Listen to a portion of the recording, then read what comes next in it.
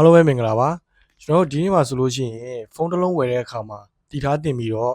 စဉ်းစားတဲ့အချက်တွေအများကြီးတွေအမှာအဓိကအချက်၅ချက်ကိုပြောပြပေးသွားမှာဖြစ်ပါတယ်။ဘာတွေဖြစ်မလဲဆိုတာသိချင်ရင်တော့ကျွန်တော်ရဲ့ဗီဒီယိုလေးကိုစောအောင်လိုက်ကြည့်လိုက်ပါဗျ။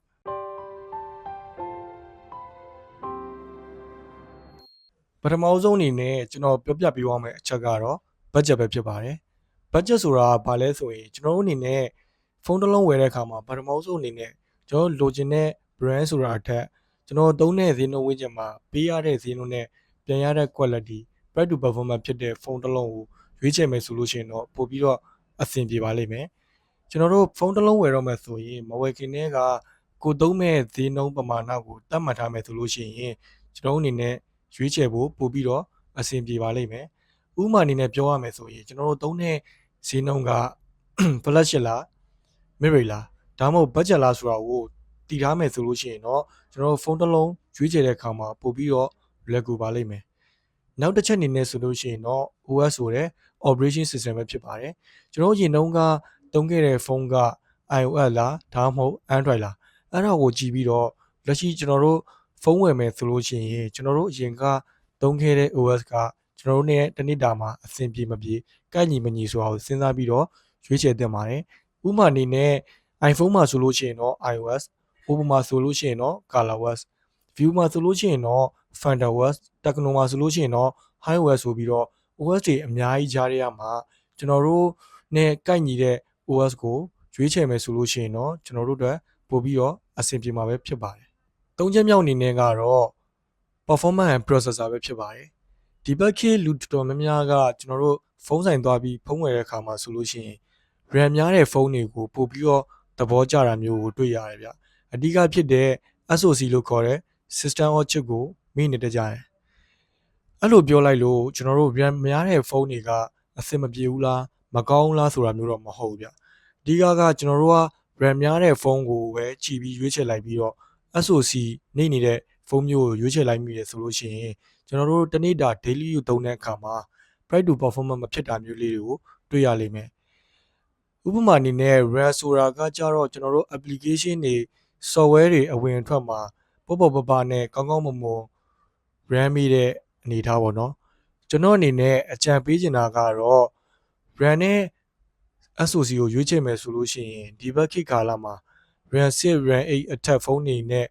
SoC ဘိုင်းမှာဆိုလို့ရှိရင်ကျွန်တော်တို့ Snapdragon မှာဆိုလို့ရှိရင်680နဲ့အထက်ပေါ့နော်ကျွန်တော်တို့ MediaTek ရဲ့ Helio မှာဆိုလို့ရှိရင် G100 လက်ရှိမှာဆို G200 ပါထွက်ထားတာပေါ့နော် Dimensity အနေနဲ့ကြည့်မယ်ဆိုလို့ရှိရင်တော့ Dimensity 800အထက်ဖုန်းတွေကိုရွေးချယ်ဖို့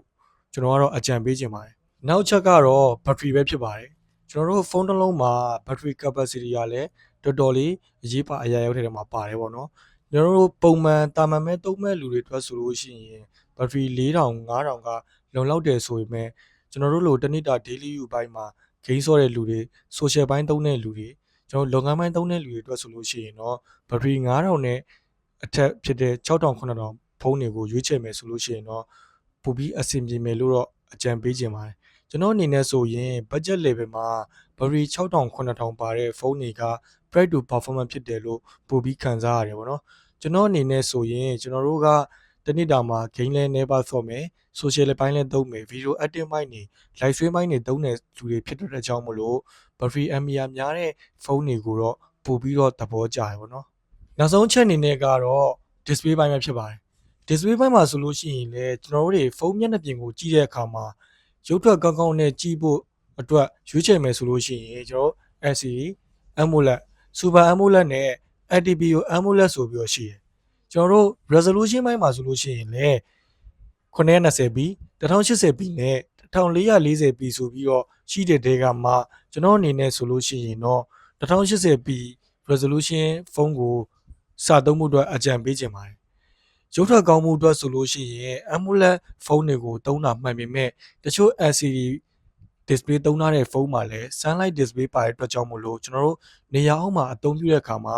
ကျွန်တော်တို့အနေနဲ့အလင်းကိုမြင့်နေပေးတဲ့အတွက်ကြောင့်မို့လို့မျက်စိအာရုံစိုက်ပြီးကြည့်နေစရာမလိုတော့ဘူးကျွန်တော်တို့ system upgrade ဘိုင်းမှာဆိုလို့ရှိရင်လည်းအရေးကြီးဆုံးချက်အနေနဲ့ကကျွန်တော်တို့ဝယ်ယူပြီးတဲ့ဖုန်းကို upgrade မြင့်နေပေးဖို့ဖြစ်ပါတယ်။ဘာလို့လဲဆိုတော့ကျွန်တော်အနေနဲ့လွန်ခဲ့တဲ့၄-၅ လလောက်ကထွက်တဲ့ဖုန်းကိုကျွန်တော်တို့အသစ်ဝယ်ယူရဲဆိုပေမဲ့ upgrade မကန့်ညီတဲ့အခါမှာဆိုလို့ရှိရင်ကျွန်တော်တို့စက်ပူတာမျိုးလေးတွေ battery drain တာမျိုးလေးရှိတတ်ပါတယ်ဗျအဲ့လိုမဖြစ်ဖို့အတွက်ဆိုလို့ရှိရင်တော့ကျွန်တော်တို့ဖုန်းကို